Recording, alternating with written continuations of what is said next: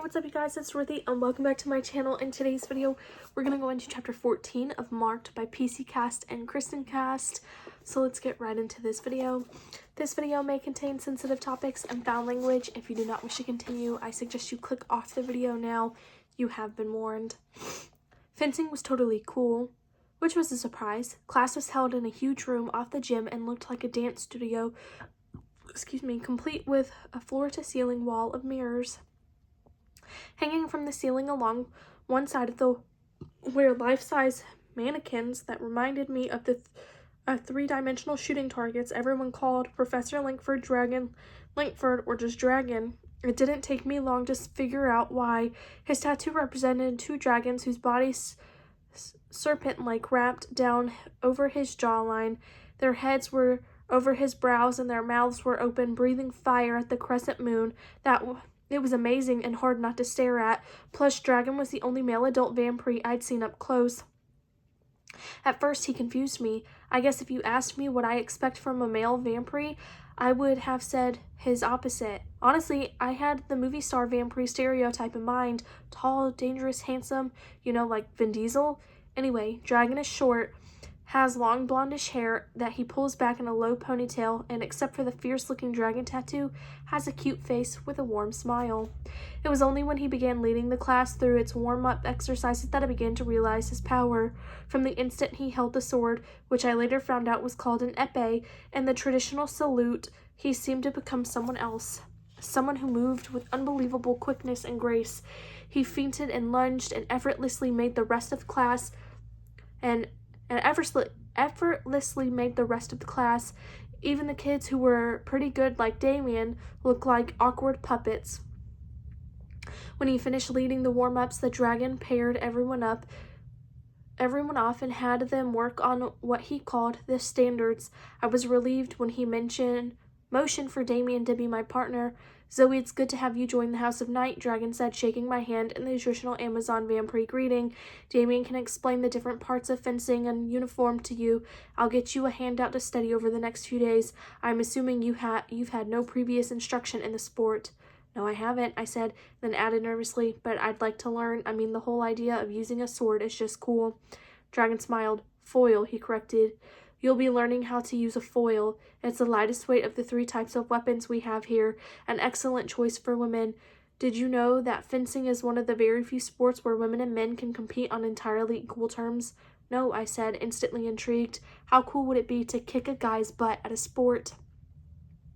This is because the intelligent and focused fencer can successfully compensate for any perceived defiancies he or she may have, and may even be able to turn those defiancies, such as strength or reach, into assets. In other words, you may not be as strong or as fast as your opponent, but could be smarter or able to remain focused better, which will tip the scales in your favor, right, Damien? Damien grinned. Right. Damien is one of the most focused fencers I've had the privilege to coach in decades, which makes him a dangerous opponent. I snuck a sideways glance at Damien, who flushed with pride and pleasure. For the next week or so, I'll have Damien drill you in the opening maneuvers. Always remember, fencing requires the mastery of skills that are sequential and hierarchical in nature. If one of the skills is not acquired, subsequent skills will be very difficult to master, and the fencer will be at a permanent and serious disadvantage. Okay, I'll remember, I said. Dragon smiled warmly again before we moved off to work his way among each practicing pair. What he means is, don't get discouraged or bored if I make you do the same exercise over and over. So what you're really saying is that you're going to be annoying, but there's a purpose behind it. Yep, and part of that purpose will help lift that cute little butt of yours, he said sassily, tapping me on the side with his foil. I slapped at him and rolled my eyes, but after 20 minutes of lunging and settling back into the beginning stance and lunging over and over again, I knew he was right. My butt would be killing me tomorrow. We took quick showers after class. Thankfully, they were separate curtain-draped stalls for each of us in the girls' locker room, and we didn't have to barbarically and tragically shower in a huge open area like we were in prison inmates or whatever. And then I hurried with the rest of the crowd to the lunchroom, better known as the dining hall, and I do mean hurry. I was starving. Lunch was a huge build-your-own salad buffet, which included everything from tuna salad, to those weird mini corns that are so confusing and don't even taste like corn. What exactly are they? Baby corn? Mutant corn? I piled my plate high and got a big hunk of what looked like and smelled like freshly baked bread and slid into the booth beside Stevie Ray with Damien following close behind me. Aaron and Shawnee were already arguing over something to do with whose essay for the lit class was better, even though they'd both gotten 96 on their papers. So Zoe, what about Eric Knight? Stevie Ray asked the instant I forked a big bite of salad into my mouth. Stevie Ray's words immediately shut up the twins and focused the entire table's attention on me. I thought about what I was going to say about Eric and decided that I wasn't ready to tell anyone about the unfortunate blowjob scene, so I just said he kept looking at me. When they frowned at me, I realized that though through my salad mouth what I really said was, he kept looking at me. I swallowed and tried again. He kept looking at me. In drama class, it was just, I don't know, confusing. Define looking at me, Damien said. Well, it happened the second he came in class, but it was especially noticeable when he was giving us an example of a monologue.